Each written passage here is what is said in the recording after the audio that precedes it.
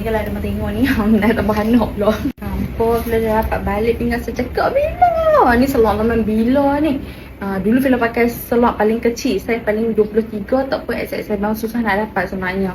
Tapi dah muat balik. Siapa kata ada anak seorang lah apa. Dah beranak lah tak boleh dapat pinggang kecil. Kan saya dah bagi tanpa. Gatox memang power. Hampa tengok Fila yang dulu yang sekarang memang beza lah kan. Ni kalau ada tengok ni, dah tak berhanap lah.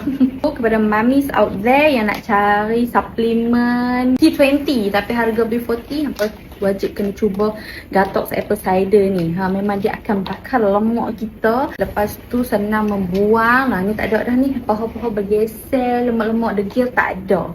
Cara nak konsum pun senang. Ambil satu ni, koyak.